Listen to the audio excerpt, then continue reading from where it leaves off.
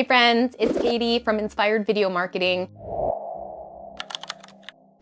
As you might have noticed, I wear bows. I like them, they're pretty. I have in the past made my own bow. So today we are going to make a bow just like this. Not this one, I don't have this ribbon. I designed some more ribbon on Zazzle. But we are going to turn our Inspired branded ribbon into an Inspired branded bow. Did I say that right? Inspired branded ribbon, Inspired branded bow. Anyway, we are doing the Jojo Siwa bow. Let us begin. So this bow is about 5 by 6 inches, and this ribbon is 3-inch ribbon. And you need about like 35 and a half, or about 90, well, exactly 90 centimeters of length. So what we need today, ribbon, pins, but I don't have pins, and all I have is an emergency sewing kit. So I have safety pins, needle and thread, either an alligator clip or a barrette, measuring tape. We need smaller ribbon, or in my case, I have sparkle tape, scissors. We need hot glue gun with glue, and we need a lighter. So the first step is we need 90 centimeters, or about 35, just under 35 and a half inches in length. So I'll measure that out with my tape.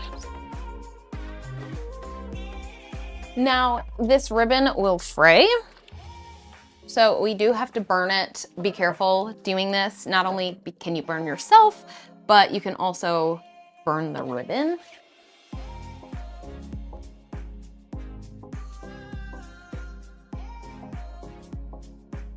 It's not great. It's not great, but it's what we got. All right, moving on. We want to start with putting a pin at 8 centimeters.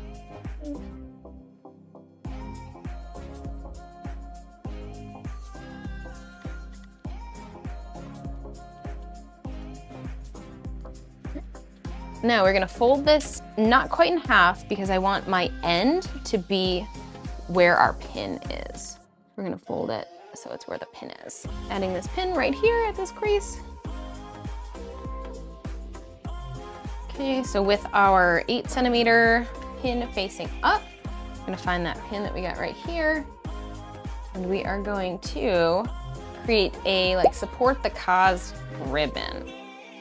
So you know those, like, you wear those ribbons on your shirt. Coming at the edge of my 8 centimeter pin, and the middle of my second pin is down the middle of this ribbon. So now I no longer need this pin in this middle right here, as long as I keep holding it in the middle. Don't let that move. Very carefully. I'm going to pin the corners together with this pin. Okay, and then I'm going to do the same thing with my other pin. Okay, and I can still see where the center pins are, so I'm gonna use this as a guide. Let's just make sure. This is 8 centimeters. I'm gonna use a smaller pin to keep this together. And then I'm gonna remove this pin. And now I'm gonna use a smaller one as well for this. So here, we've got our support the cause ribbon from the back with our new pins.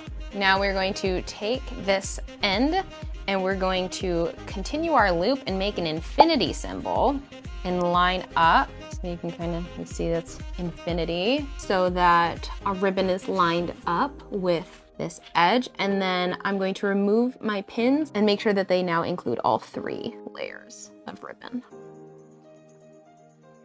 So I took that pin out, and now it includes all 3 layers. Now I'm going to take this pin out, and that will include all 3 layers.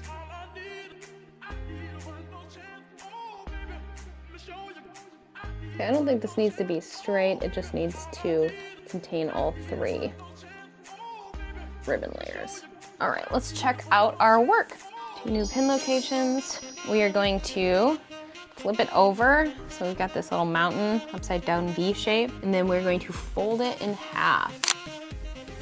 fold it in half, make sure all the edges are lined up because you want to create some nice creases on this end and on this end. And then I'm going to add pins to my nice new creases.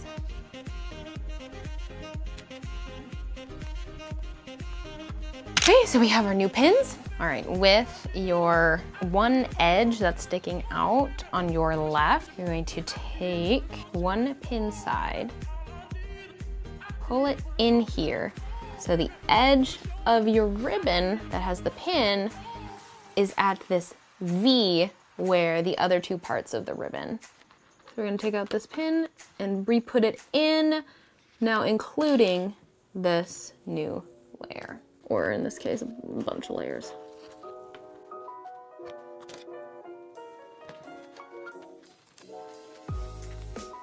Oh! We're gonna pull this in so that this is at the corner. There's that V, and then this right up against it with our pin pointing right at that crease. So we wanna do it on the other side too, but we wanna make sure that our pins are lining up. We don't want them all cockeyed. We wanna make sure that they line up with each other. You see this V? We want this to be in line with it. So we're lining up this edge to this V, and we're lining up the pins so that they are parallel, or that they continue their line.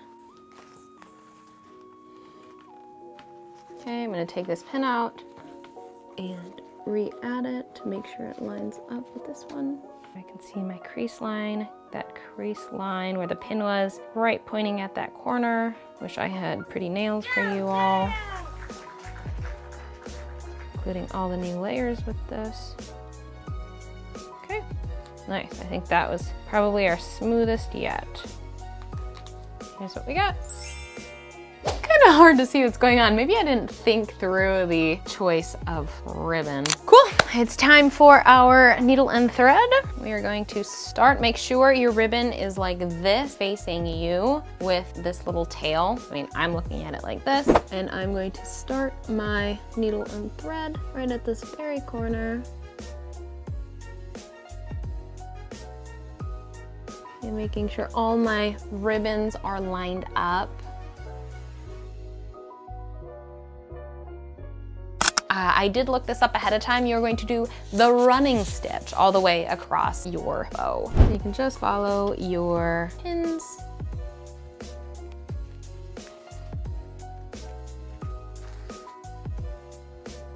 Okay, yeah, I'm taking extra care because I use safety pins. I'm making sure I'm going straight across. I'm doing my best. Maybe this won't be the prettiest bow, but do what I say. Don't do my skill level.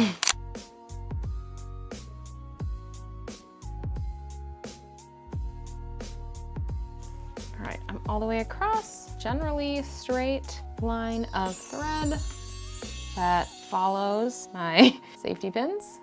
I'm going to remove my safety pins.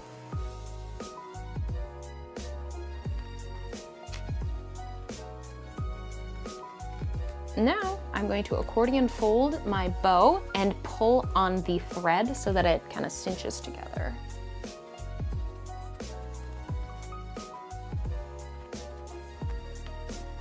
Okay, so see, now we've kind of got it all cinched up like this by pulling on this thread here.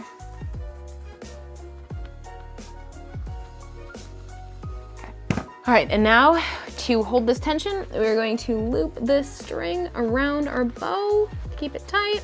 Don't worry, we're not gonna see this string because we're gonna put either that sparkle around it or just a smaller ribbon. I'll loop around several times.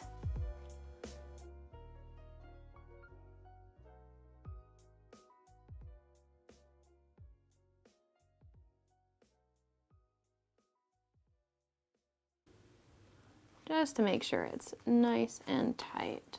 All right, and then once more where we loop it through itself, and then we're gonna cut it. I'll probably tie it off. I went underneath, and then I created this little loop, stick my needle through that, and pull tight. I could probably just cut it off at the base. I'm going to make a little double knot. Okay, we're going to cut down our edge. So now I could just cut from the corner and go at not quite a 45, but for this one, I think I'm gonna cut a little shorter and cut on a diagonal, whatever angle you'd like. And now here we're gonna burn the edge again.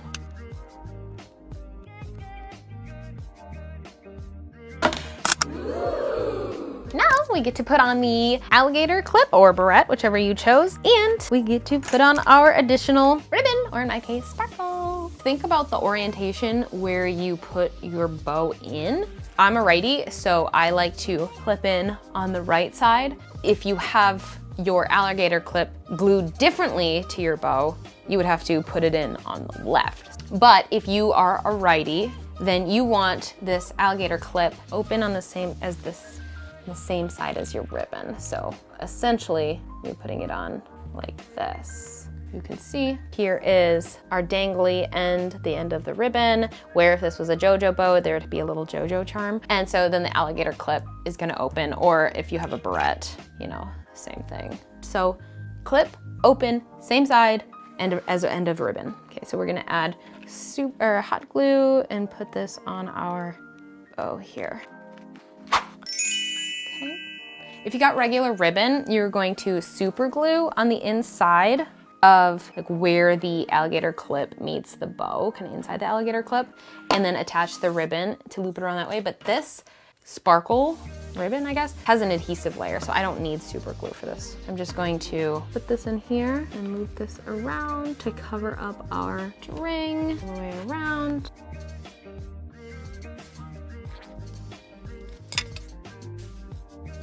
We did it! Everything's together, fluff it up, and wear with pride. So here we go. So if you found that to be fun, easy, whatever, go on over to Zazzle, design your bow, order your ribbon, come back to this video and make yourself a fabulous branded bow. Whatever it is you are off to do, I hope it is inspiring and that you are inspired. See you next time.